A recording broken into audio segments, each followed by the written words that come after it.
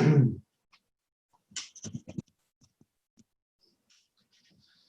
are in begin today with Yeshaya, and we're going to be learning Perek Tes Zayin. Before we go to Perek Tes Zayin, we're going to take a review of one or two psukim in Perek Tes Vav, chapter 15.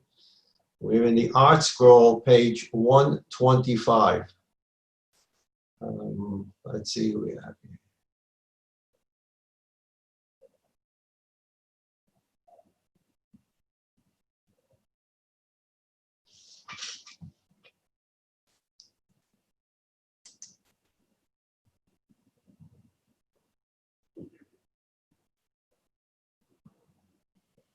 Okay, can someone want to just make sure Eliezer's not here? Can someone just give me a signal that you can hear me?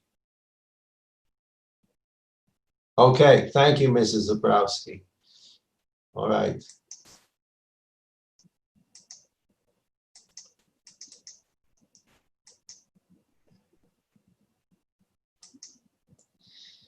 In Perek Tes Vav in Yeshaya,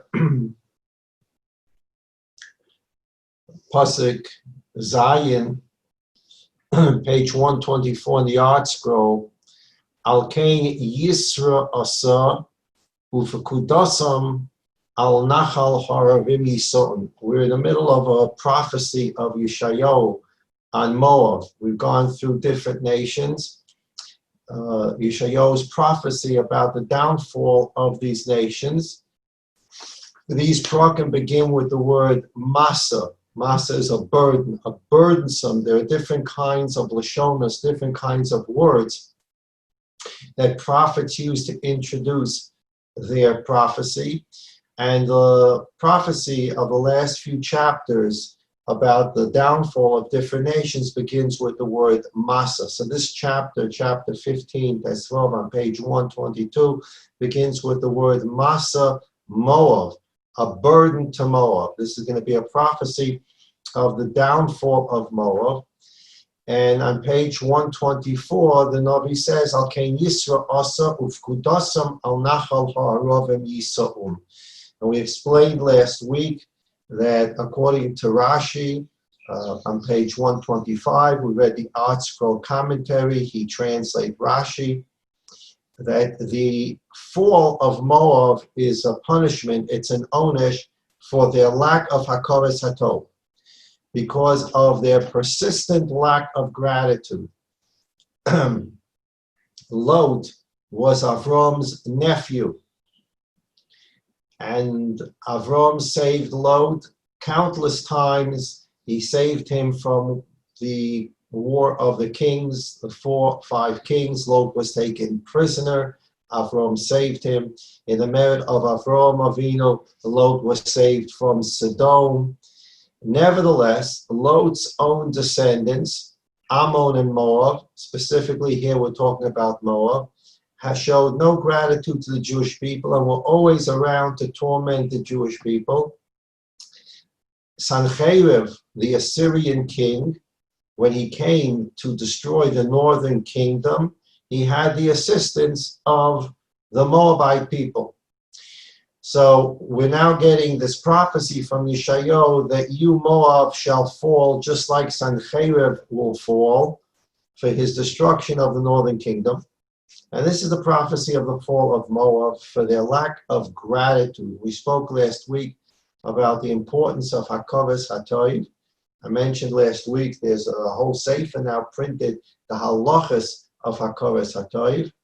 And so the Navi is now going to continue in chapter 16, Tes Zayin, on page 126. We're still in the fall of Moab. Pasuk Aleph, page 126. Shilchu char moishel eretz misela midbora el har bas Tzion v'hoya cha'of noded ken mishulach tiyena benos Moab ma'abros la'arno. Page 127, the English. Send fatted sheep, O ruler of the land, from the rock of the wilderness to the mountain of the daughter of Sion. Now here we have to go back to our study of Malachim Beis. In Malachim Beis, Chizkiyahu, the great tzaddik, who had the ability to have been the Melech HaMashiach. We talked about that many times. The Gemara says he had the ability to be Mashiach, but he wasn't, at the end, he wasn't given that opportunity. This great Chizkiyahu HaMelech was the son of a terrible Rasha. He was the son of Achaz. Achaz had been able to get Moab under control and subject Moab to the Jewish people. Achaz demanded that the Moabite people pay, quote unquote, what they call a tribute, a tax, to the Jewish kingdom, which was unusual in those days because the Jewish kingdom was in its downfall. The northern kingdom was the northern kingdom. It was very bad shape. In the southern kingdom, in Yerushalayim, the king was Achaz, the father of Chizkiyahu. And Achaz demanded that the Moabite people pay tribute to the Jewish kingdom in the south as a payment for not attacking the Moabite kingdom. And they continued to pay that, they paid the tribute to Achav, not Achaz, they paid the tribute to Achav, and they paid that for many years. After Achav died, they stopped paying the tribute in the day of Achaz later on. And so now Yeshaya is giving them an eitzah. He's giving them some good advice. He's saying, listen, you haven't paid the tribute to the southern kingdom in years. Perhaps in the merit of you paying your tribute to the southern kingdom and supporting the southern kingdom, because now Achaz has died and we have a new king, Chizkiyahu, who's a great tzaddik, pay the tribute to Jerusalem. Jerusalem will be able to sustain itself, and in that merit, maybe God will offer you some protection. Of course, they don't do that. So it says in the pasuk, Shilchu char moshel eretz misel and midbar al har bas tzion voyachov neided ken mishulach tiyena ben osmo mabus la'anu. Send fatted sheep, O ruler of the land, from the rock of the wilderness to the mountain of the daughter of Zion. Send the tribute to Yerushalayim. Like a wandering bird chased from the nest will the daughters of Moab be at the crossings of Arnon. Back to page 126. Havi Eitzer, Asi Plila, Shisi Chalel, Chalayil, Silech, Bitzoch Tzarayim, Satrini Dachim, Noded Al Tigali, Yagur Vach Nidache Moav, Havi Seser Lom Bnei Shoded, Kiofes Hametz, Kol Ashod, Tamu Romes Min Haaretz. Page 127. Render counsel, execute justice during the noontime, make your shade as the night, hide the refugees, do not reveal the wanderer. Take a look at page 127, the Art Scroll note 3. Render counsel, execute justice. Yeshaya advises the Moabites to take counsel and devise a way to save themselves from future conquest in the time of Nebuchadnezzar, the eventual destroyer of the first Beis Hamikdash. So Yeshaya, remember we learned last week that Yeshayahu, you go back to page 125, Libi Lamov Yizok. Unlike non-Jewish prophets, the prophets of Israel feel compassion even for their enemies. So although Moab is an enemy of the Jewish people, they've always tormented the Jewish people. Yeshaya is giving them some good advice. First of all, you may merit God's protection against other conquerors if you begin sending your tribute to Chizkiyahu in Yerushalayim. Second, back to page 127, render counsel, execute justice. Yeshaya advises Moab. He's giving them some advice how that they can protect themselves. When Jewish refugees will flee to Moab, when Nebuchadnezzar destroys the first Beis Hamikdash, of course this is in the future, it's a prophecy, there will be Yidden who will run away to Moab to try to save themselves. If the Moabites would offer them refuge, the Moabites themselves would be spared from the sword of Bavel. So if you allow Jewish people who are running away from the Churban to take refuge in your country, Moab, you will have God's protection and Nebuchadnezzar will not be able to destroy Moab. That never happened. Instead, Moab would forget how much Avram did for Lot. Again, we're going back to what I opened the share with from last week's Perek. They do not have a sense of gratitude for the fact that Avram Avinu saved Lot numerous times. As we mentioned last week, saving Lot numerous times is a very long time before this. Avram Avinu saved Lot. It's over 1,000 years since then.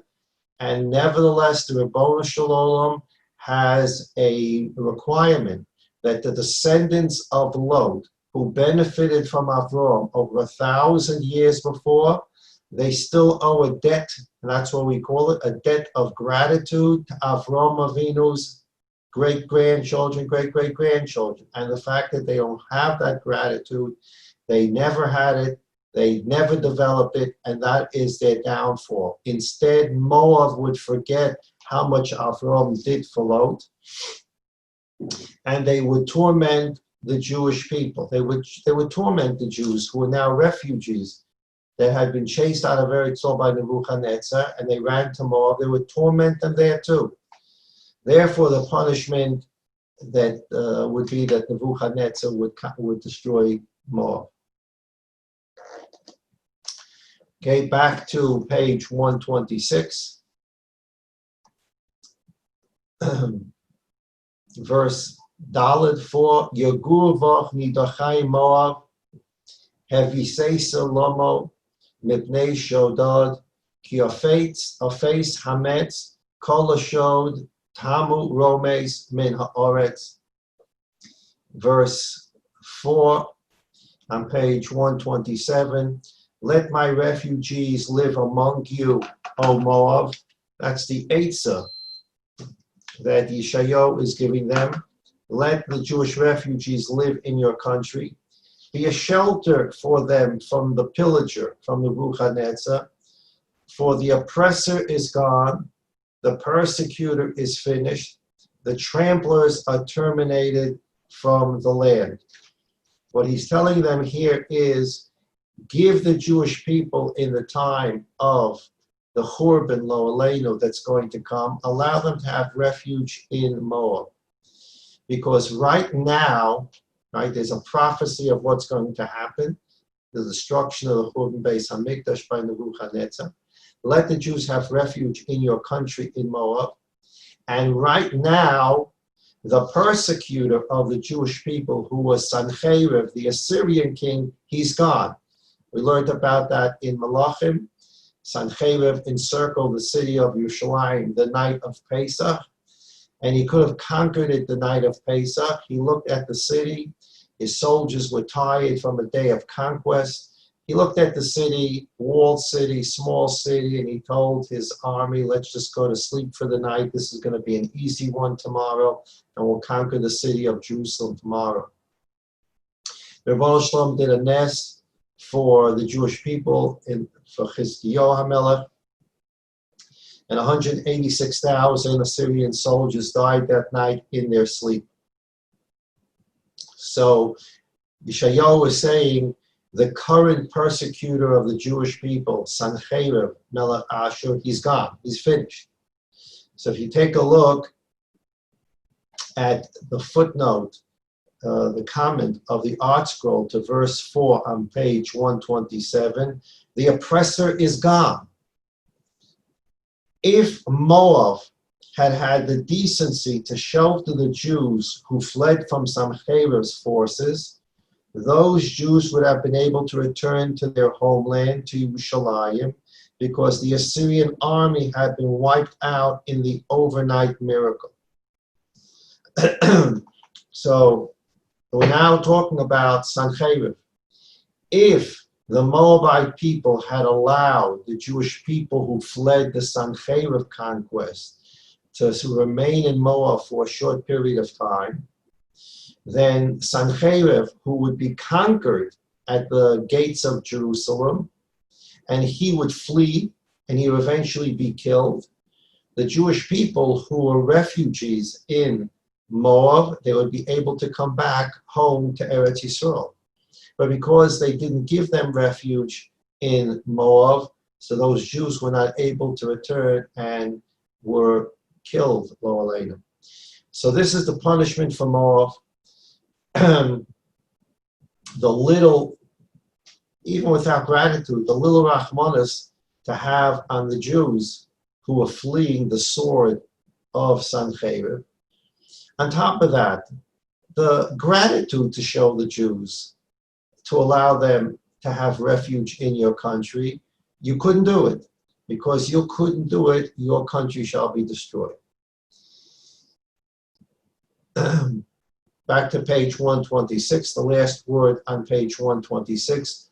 V'huchan v'chesed kisei v'yoshav olav be'emes. This pasuk is talking about Hiskiyahu. We'll spend a few minutes on this pasuk. V'oel David shofet v'doresh mishpat u'mahir tzedek.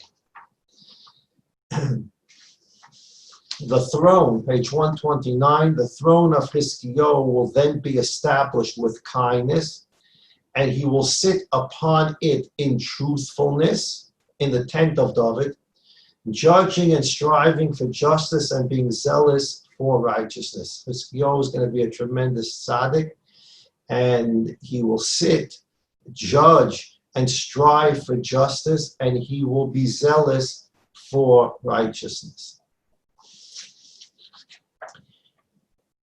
The pasuk, in one form or another, is a pasuk that we say in the Sana Tokef on Rosh Hashanah and Yom Kippur. V'huchan b'chesed kisei v'yoshev alav be'emes. We form these words in a little slightly different way, but we say this in the Sana Tokef on Rosh Hashanah and Yom Kippur. And it seems to have two different ideas in it. V'huchan b'chesed kisei. The throne of Yeshayahu, of Hiskiyahu, will then be established with kindness. So first we're dealing with the throne of a king, and usually we think about the throne of a king as a very scary place. The king sits on the throne, and everybody's standing and shaking and shivering in front of him. In this case, it says the throne of Hiskiyahu will be established with kindness. It'll be a throne from which kindness will come, and he will sit upon it in truthfulness. V'yoshev alav be'emes. Now, chesed and emes are not necessarily two things that go happily hand in hand. The Medrash Rabbah in Bereshis says the following. On the pasuk, Vayomer Elokim, God said, Nasa Adam b'tzalmenu kidmusenu. Let us make man in B'Tselem and in the Mus, in our form, whatever Tselem and the Mus means. But it says, Vayomer Elokim Nasa Adam, let us make man. Of course, there's the problem that Rashi immediately comments on. First, who's God talking to? And what does it mean, Nasa Adam, let us make man? God is the creator. He doesn't have partners in the creation at that time of man. Of course, we always talk about the Das Tabunos. God created the perfectly imperfect creation, and our job is to perfect the perfectly imperfect creation, and we become partners with God in creation. That's post-creation. But in the act of creation itself, there are no partners with God. God created the world by himself. So what is the meaning of the word in Bereshis? Vayomer Elokim, and God said, Nasa Adam, let us make man. Rashi comments from the Medrash that Rabbanu Shalom discussed this with the Malachim. And Rashi explains why the Rebbeinu Shalom decided to discuss creating man with the Malachim. In a continuation of that subject, there's a medrash that says as follows: Amar Rebbe Sima, B'shah Shabbat HaKadosh Baruch Hu Livrei Ha'Olam, Livrei Ha'Adam, Nasu Malachi Asher Iskitos Kitos. When the Rebbeinu Shalom was about to create Adam Harishon, there were different groups in heaven, different groups of Malachim that had different opinions about whether the Rebbeinu Shalom should create man, and God took counsel, quote unquote, with them. Mehem Omar Yifra. Some Malachim said, Rebbeinu Shalom, we think you should create a human being. Mehem Omar Al Yifra. And there were other Malachim that said, Rebbeinu Shalom, do not create a human being. Hadahuda said, and this is the meaning of the pasuk in Tehillim, where David HaMelech wrote that there was a controversy between two midos, actually four, as we'll see.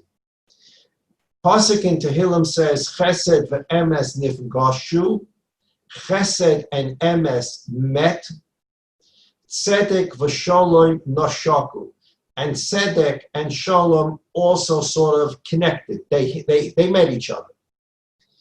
There was a meeting, almost like a collision, so to speak, a meeting of a collision. Chesed and emes, those are two. Tzedek and Shalom, those are another two. So there's a malach that represents Chesed. There's a malach that represents emes. There's a malach that represents Tzedek. There's a malach that represents Shalom. Chesed Amar Yivra. The malach who represents Chesed advises the Rebbeinu Shalom to create man. Shu Gomel Chasad. Good, that's a wonderful thing, Rebbeinu Shalom. Create the human being. Human beings will do Chesed with one another. The Emes Amra Al Yivra. But Emes, the malach in charge of truth, said, do not create man. Shekul Eshkar. Because that's all man does. He's basically one big pack of lies. What's the point? Rebbeinu Shalom, the Malach of Chesed, says, you want Chesed in the world, man will bring Chesed into the world. And then the Malach of Emes says, Rebbeinu Shalom, you want Emes in the world. The Gemara in Shabbos, Daf Nun Hey Amud Aleph says, Emes, God's signet to his entire kingdom is truth. God, you want truth in the world. Why do you need man in the world? He's a big pack of lies. So that's collision one. Chesed says, Rebbeinu Shalom, my advice is to create man. Emes says, Rebbeinu Shalom, my advice is do not create man.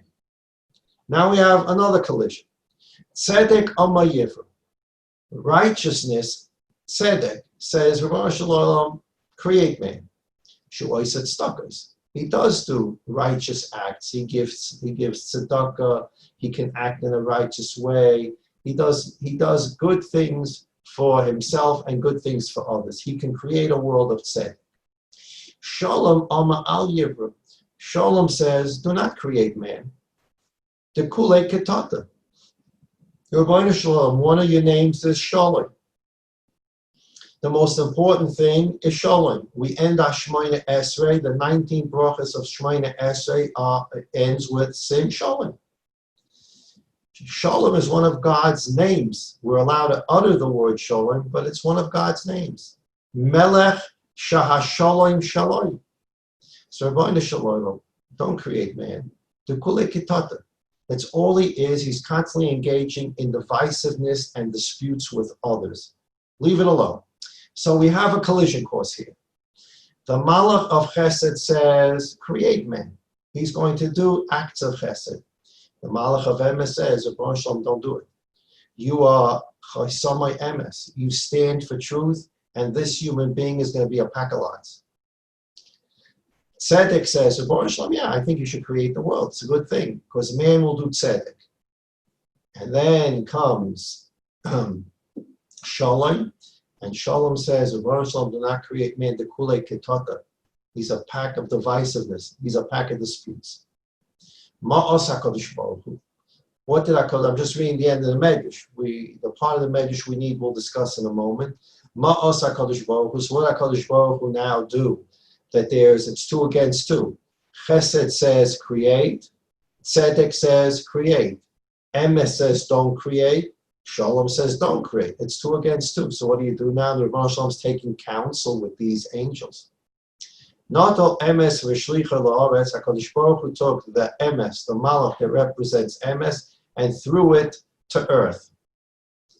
Okay, whatever that means, there are so many different interpretations to what that means. But what's for Nageya for us, what is relevant for us for right now, is Chesed and Emes, since the creation of the world, do not agree with each other. Just like Tzedek and Shalom do not agree with each other. But our first 2, quote-unquote, combatants are Chesed and Emes. Chesed says, create. Emes says, do not create. So we have a pasuk here, which tells us about Chizkiyahu's great righteousness, how great a tzaddik he is. In order to bring Chesed and Emes together, you have to do a lot of work. Chesed, as we learned in the Das Tevunos, Chesed is the will to bestow good for our purposes now. Emes is not willing to throw out lollipops to everyone for free. Chesed wants to do chesed. That's what it enjoys to do. It wants to send out lollipops to everybody. And the Chesed Malach says, everybody please get online. We're giving out lollipops today. He's not checking, the Malach of Chesed is not checking on those who are Roy, for those who deserve, those who don't deserve. The Malach of Chesed has a geshmak to give out Chesed. The Malach of Emes comes to that line and says, listen, can you please see me for a moment? Yes, it's you. Please see me for a moment. For right now, you can't stay on that line. You're undeserving of a lollipop. And you're undeserving because of this. And when you clean up your act and you do X, Y, Z, I will bring you back to this line of Chesed. But in the meantime, you can't stay on that line. The Malach of Emes is the Malach that gives Chesed parameters. Chesed just wants to give. It just wants to give. Emes, on the other hand, is creating rules on who gets. And because Emes creates rules about who gets, in truth, Emes is not a competitor or on a collision course with Chesed. Emes actually assists Chesed to make sure that the Chesed that's done is done to those who are deserving, which is the proper way to do the Chesed. Now, there are times we do Chesed, Lifnim Meshuas Adin, all those kinds of concepts with those who are not deserving. But there's a midah in the world that HaKadosh Baruch Hu created, Chesed and Emes, or we call sometimes Chesed and Din. The job of Din, sometimes we think about, Din is some kind of boogeyman. It's a terrible thing. Everybody wants Chesed.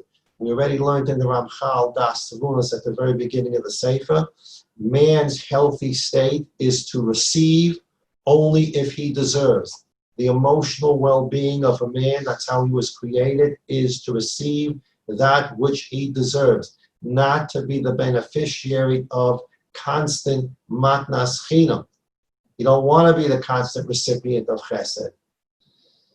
So the din or the emes is telling the chesed, listen, if I can take a couple of people off this line and they can better themselves and then come back to the line, you will be true chesed.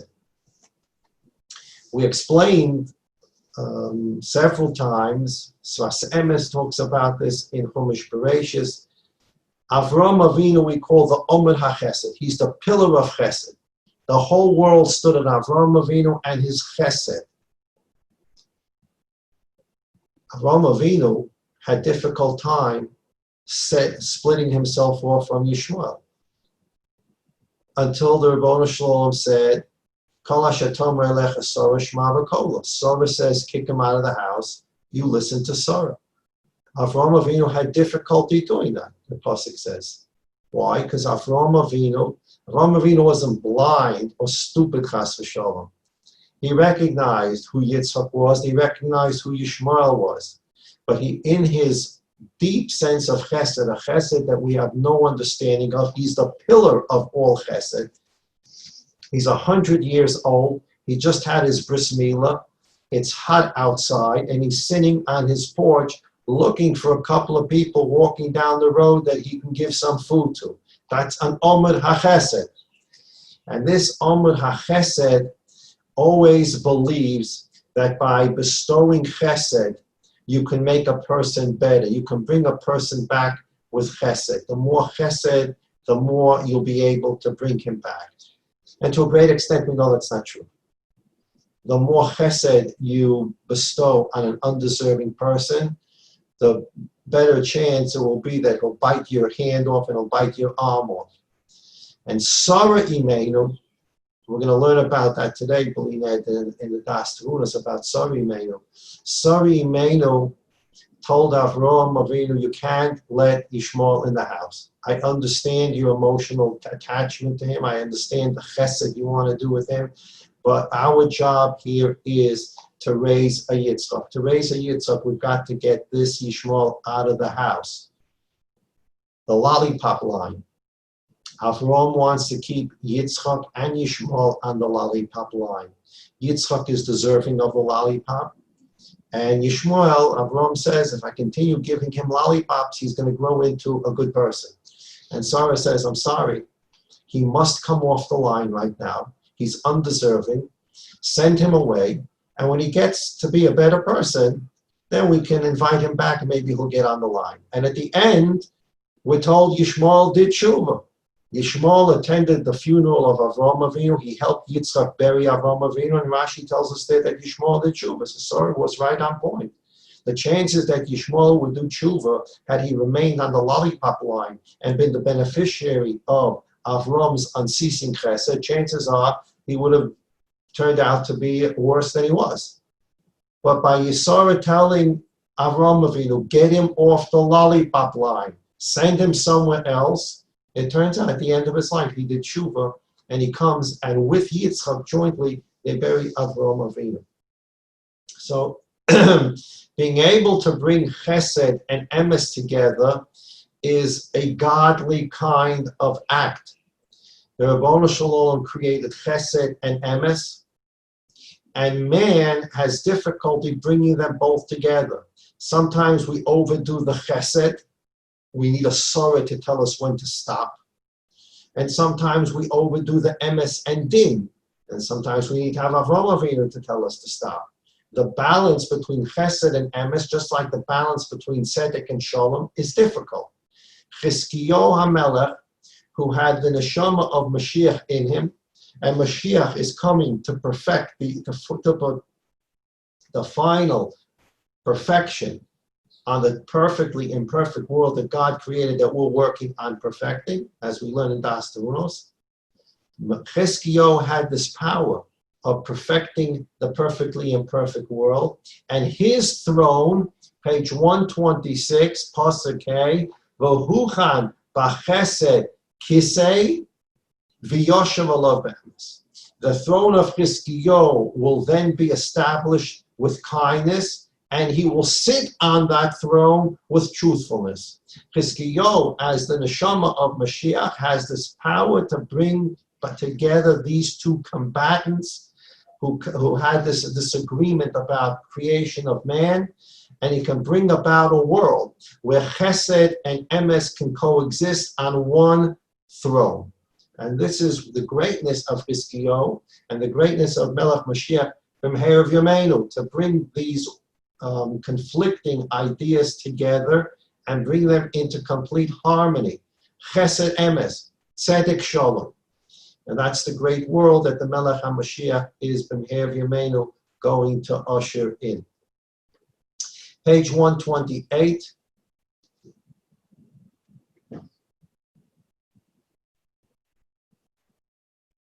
Pasuk Vav Zayin, Pasuk Vav and Zayin, Shamanu Gaon Moav, Gei Ma'od, Ga'avosa Ugaon Ve'ezroso Lochein Badav.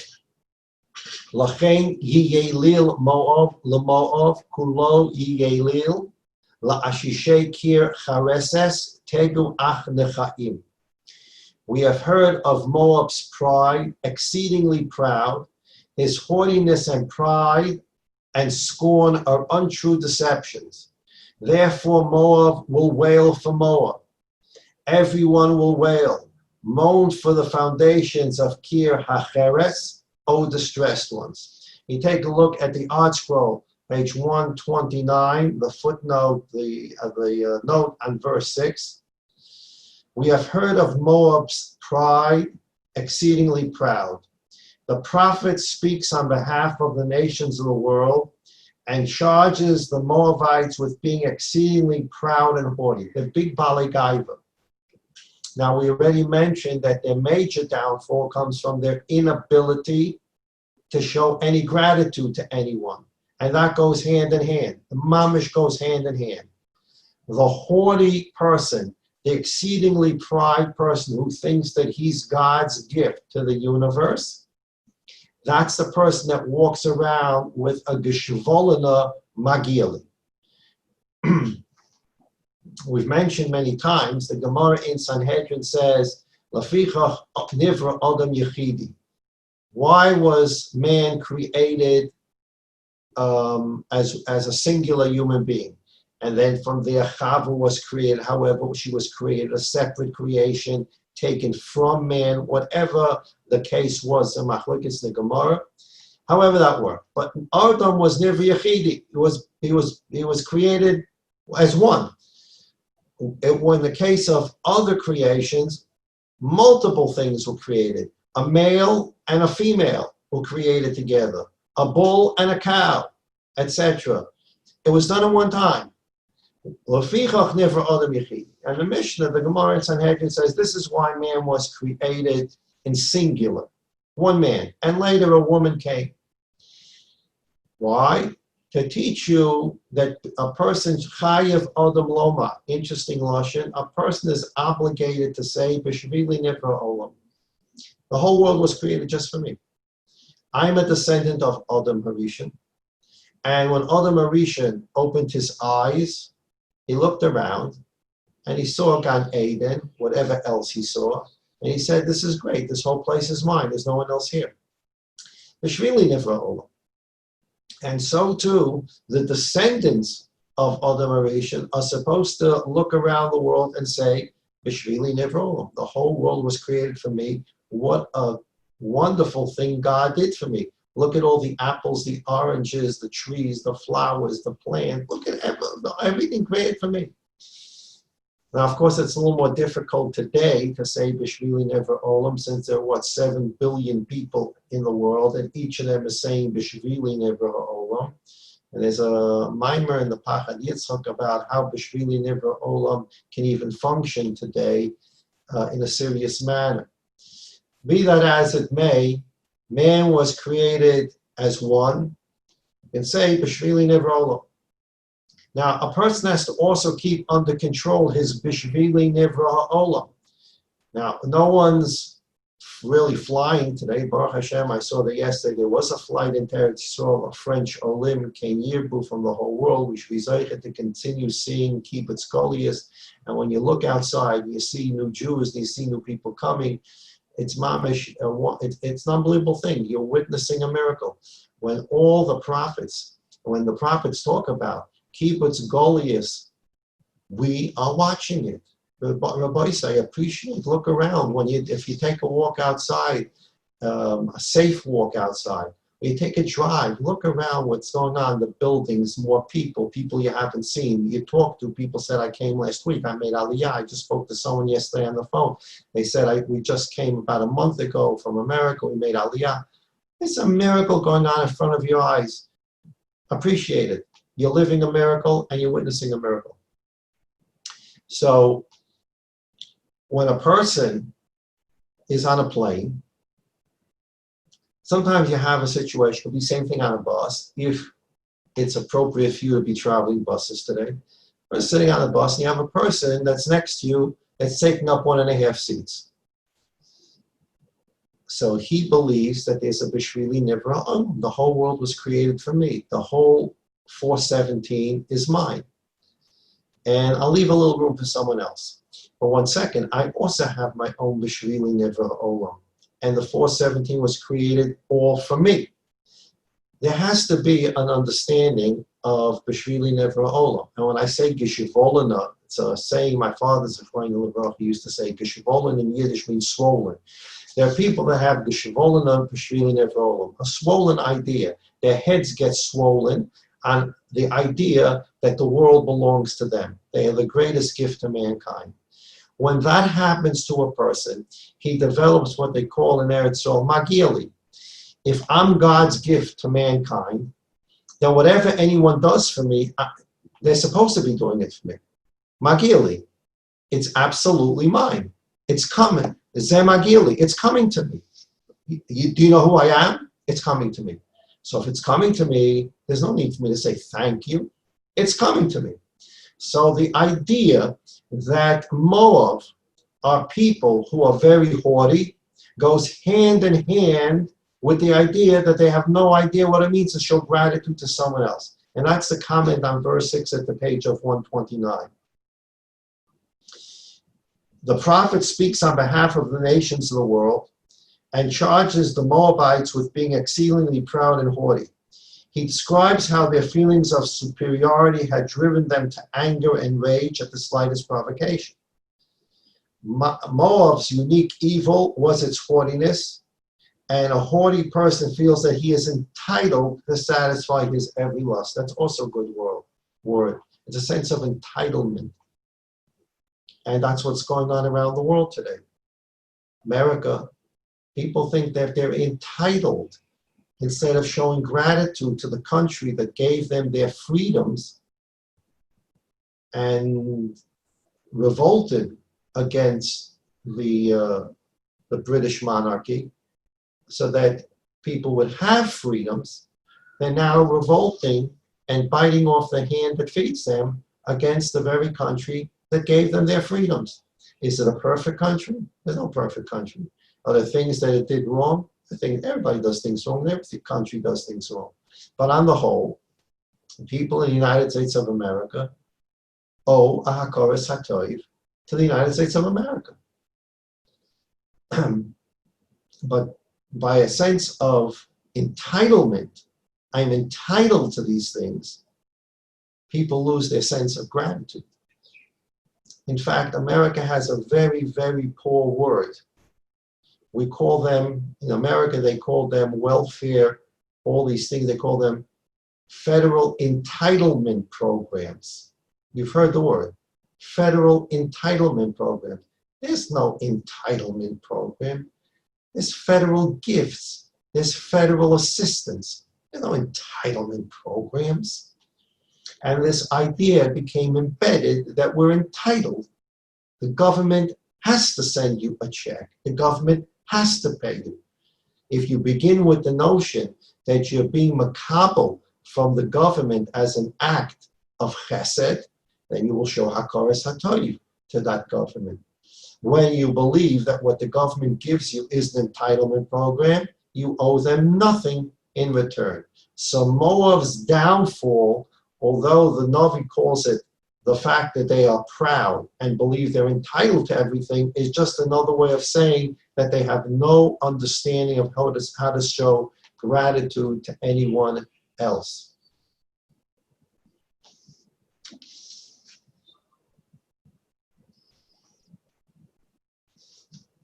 Okay, we're in Pasuk Ches, page 128.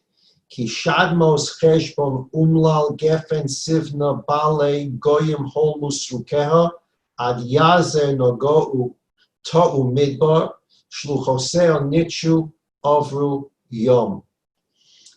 We go page 129, verse 8. For the fields of Cheshbon, Cheshbon is a city that once belonged to Moab. It was then conquered by Sihon. It was then conquered by the Jewish people. It's on the east bank of the Jordan. And then when Sancheriv destroyed the northern kingdom, the Jews were chased out of there, and the Moabites began to live again in Heshbon. So Heshbon, the famous city at the end of Parshas Chukas, that Bilam cursed Moab, Sihon conquered Moab and took Heshbon. The Jews then conquered Heshbon from Sihon, and then the Jewish kingdom, the northern Jewish kingdom, was exiled from that area, and Moab is back in Heshbon, and now Moab is going to be removed from Heshbon. For the fields of Heshbon are enfeebled. As for the vine of Sibma, the kings of the nations have beaten down their shoots. They have reached out until Yazer and become lost in the wilderness. Her branches have spread out and crossed the sea. All descriptions of destruction of their fields, of their agriculture. Pasuk Tes, page 128. Al kein evcha b'vchi Yazer geben sivma ar ra yavech demasi cheshbon vel alei ki al kitzech val kitzirayech heidad nafal. Therefore, I weep for this kind of destruction. Pasuk Tes, al kein evke, therefore I cry. And there are two ways to understand this. We spoke last week about even on our enemies, our Jewish prophets, because of their holiness and their level of spiritualness, they wailed and cried even for the fall of an enemy, the way the enemy fell. That's one interpretation. We saw that last week. Or the Archko offers another interpretation here. Therefore, I cry. Yeshaya, who is putting himself in, quote unquote, the shoes of a Moabite, and he's saying, if I were a Moabite, boy, would I cry and wail about what's coming. And at the end of the pasuk on page 130, it says, Ki al kitzeich, al kitzeich, val kitzirayach, Hedad nafal. Hedad is a word. When you wanted to tell people, get going, work hard, in those days, apparently there was a word that they would say, Hedad. They would scream Hedad to their workers, and that would mean like, will you guys please wake up and finish your work? And this was a word specifically used in a vineyard. When the folks working in the vineyard looked like they were sloughing off a bit, there would be a shout, Hedad. So the pasuk says that Hedad nafal. The word Hedad is going to be forgotten. It's going to be lost. Nobody's going to be imploring anybody else to work the vineyards with the word Hedad, because there'll be no workers, there'll be no vineyard. V'nesach, page 130, V'nesach, simcha v'gil min ha'karmel v'kromim lo yerunan, lo yeroa, yayin b'yekavim lo yidrach hadorach, Hedad hishbati. Again, we have the word Hedad, pasuk 10, page 131. Gladness and joy will cease from fertile field, and in the vineyards there'll be no rejoicing nor shouting for joy. The treader will not tread out wine in the wine presses. I have ended Hedad. Pasuk Yud Aleph, page 130. Al kein me'ai lemoav kakinar yemu v'kirbi lakir chores. And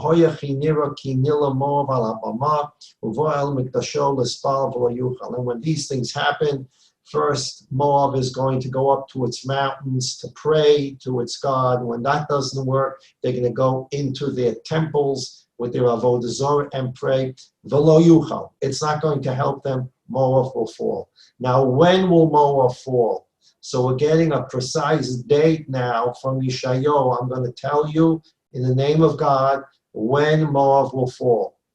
V'zeh hadov asher diber Hashem el Moab me'oz, verse 13, Yud Gimel, page 130, and this is the word of God to Moab, and this is sort of the time frame. V'ata diber Hashem lema b'sholoi shonim kishnei socher. This is going to happen in exactly 3 years. The fall of Moab will happen exactly 3 years. It will be like a hired worker, the commentaries tell us, a hired worker has a contract. I will work for you for a week. I'll work for you for 2 weeks. When the time is up, he finishes his work. He's done. He's not working for you any longer unless you enter into a new contract. Employee contracts for a certain time. The time ends, the work ends. And so Rabbanu Shalom is giving a mashal here. The same way a hired hand is very, very medactic in time. When the clock strikes 12, I'm finished. I'm not working for you. I don't work for free. The same way a hired hand is makbid on time, I will be makbid to bring this upon Moab in 3 exact years. V'nikla kavod Moab b'chol hehamon harav u'sha'ar ma'at miz'er lo kabir. Pasuk 14, Yudalid, on page 131. In 3 years, like the term of a hired hand, the honor of Moab will turn to disgrace among all the great multitude, and there will be a very small remainder, not many. And with this, we end Yeshaya's Nevuah on Moab. And as you can see on page 130, Pasuk Zayin begins Masa again. It's a burdensome Nevuah. And this is the burdensome fall Nevuah of Damasek, the kingdom in the north, at that time known as Aram. And we learned a lot about Aram in Malachim. And now we're going to get a prophecy of an Aram tormented the Jewish people, the northern kingdom, tremendously. And this is the prophecy of the fall of Aram. We'll mention do that next week. And as I mentioned, Perek Yud Ches begins a prophecy about the Milchama of Gog and Magog, and how Jews will arise from there and be able to once again reestablish firmly and perfectly the kingdom of Yehuda. But we still have to do Perek Yud Zayin next week in Eretz Hashem, the prophecy of the fall of Aram Damasek.